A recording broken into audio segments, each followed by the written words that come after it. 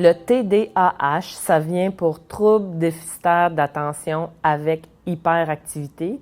Mais dans le fond, le H pour hyperactivité, il vient comme avec un I en arrière. C'est hyperactivité ou impulsivité. C'est pas toutes les personnes qui vont être diagnostiquées avec un TDAH qui vont présenter de l'hyperactivité motrice.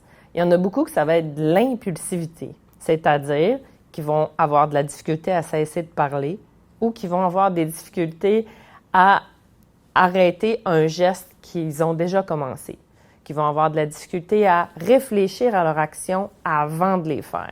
C'est beaucoup ça qu'on observe. Il y a 3 types, en fait, de profils d'enfants ou d'adultes qui vont présenter un TDAH.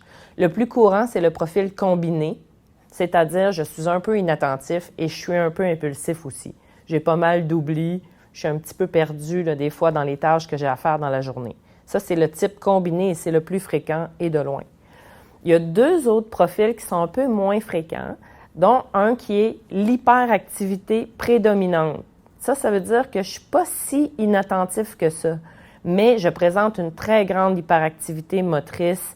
J'ai besoin de moins de sommeil pour effectuer mes tâches et je suis capable de faire généralement plusieurs choses à la fois. Ça, c'est le type hyperactif qu'on va voir beaucoup au niveau de la motricité.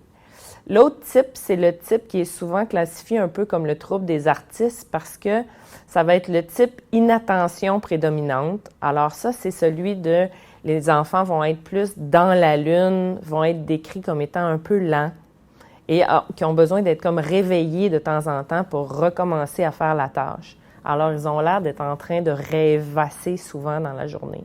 Ça, c'est le type plus inattentif. Ceux-là ne présentent pas d'hyperactivité motrice apparente et sont souvent très calmes dans la classe, donc souvent un peu plus difficiles à dépister.